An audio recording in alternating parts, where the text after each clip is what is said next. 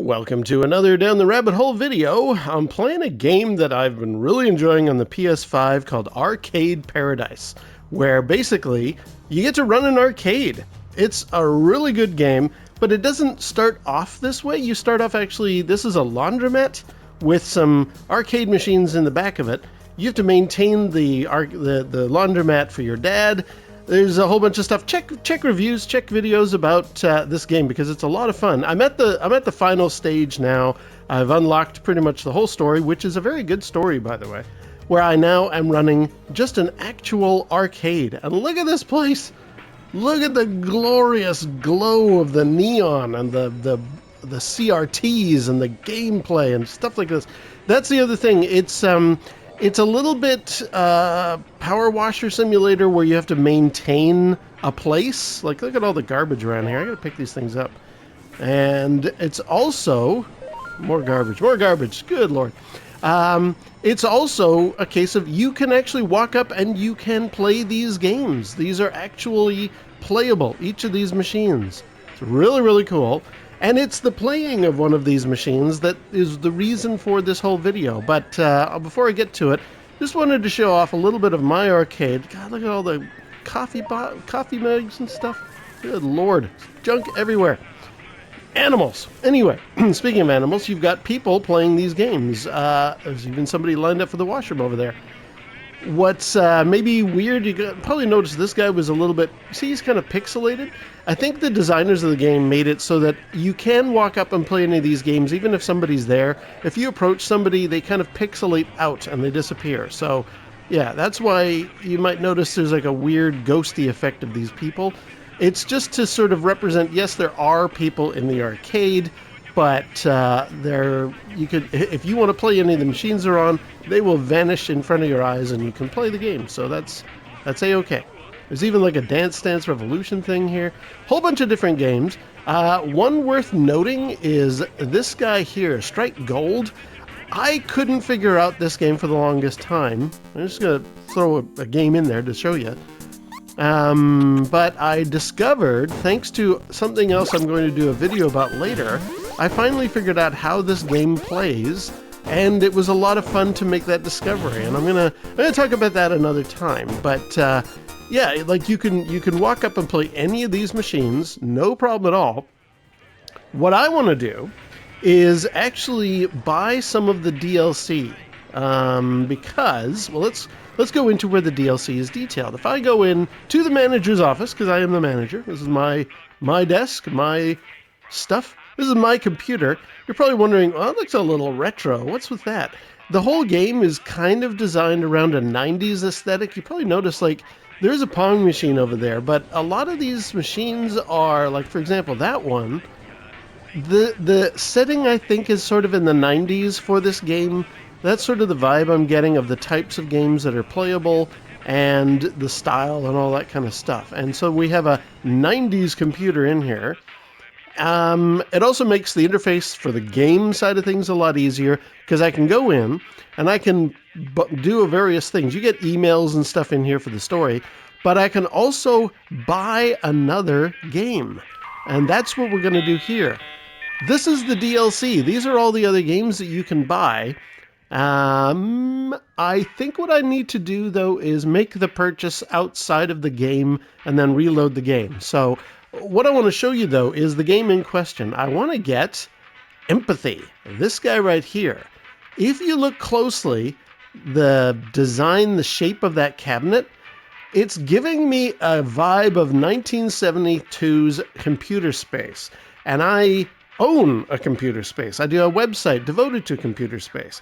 So I thought, when I saw Empathy listed as a potential DLC for this game, I thought, oh, I gotta get it. I've actually watched people play it on YouTube, and it doesn't look like a stellar game. It's certainly not like the Computer Space game, but I just thought, you know what?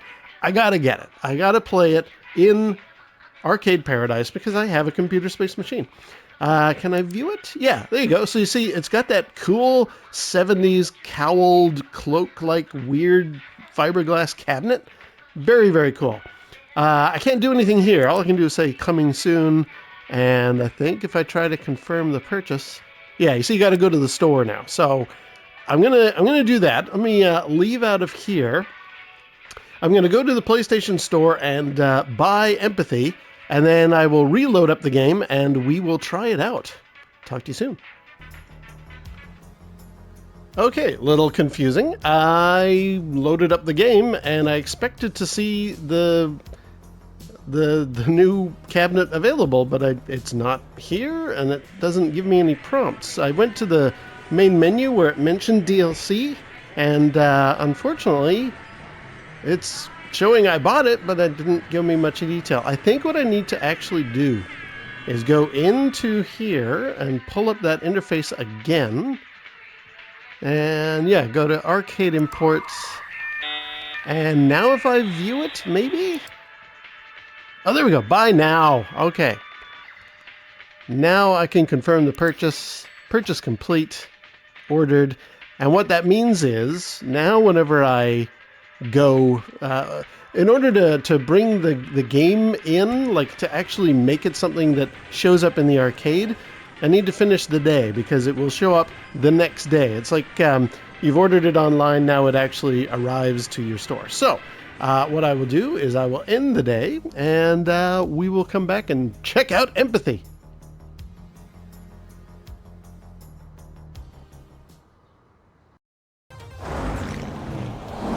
Here it comes. This is what I was expecting. The truck has delivered. And there is Empathy. Ooh, where do I want to put it? I don't have a lot of options. Let's see. No, not back there. You know what? Let's put it here. And I want to check this game out. So now, ooh, look at that. There it is in all of its weird glory. I'd almost like to put it somewhere else with a bit more light on it, but you know what? We'll worry about that later. Definitely looks like a computer space cabinet. Yeah, very weird. Now, let's actually play. I hear it's not a great game, but you know what? Who cares? Grip handles to begin, so I guess it's like a left and right game? Okay. Begin your journey. How do I go? Oh, okay. I'm falling. And I guess I died. Okay, let's try it again. Grip handles to begin. What do I do? Oh, okay. Oh. Oh, okay. Yeah, it uses the D-pad, I think. Let's try it again. All right. Okay. I am alone. Okay, so I'm just going left and right here. What? Okay, so you want to avoid things hitting you, I guess. This is a weird game. Alright, so I'm just hitting left and right on the D-pad now. I guess I want to... There we go. Oh, okay. So... Oh, no, I want to speed up! Okay. Not loving the control. I wonder if there's another control scheme. Can I use a thumbstick? Yes. Okay, thumbstick left and right. That's a little better. Let's let myself drop. Okay. Oh, and now I need to go faster so it doesn't hit me. Okay. Yeah, definitely nothing like... Oh, shoot. Definitely nothing like what computer space plays like. And in fact... Whoa, dead. One of the guys that I watched, 123 steps, one of the guys that I watched play was actually, he was mentioning this is weirdly like being played with ASCII text characters. That hit me in the head. You know, like this is the sort of thing you would have seen on an old, like, TRS-80 computer. Let's walk down here. And then speed up, speed up, speed up, speed up. Yeah. Because you're looking at... Keep going, keep going, keep going.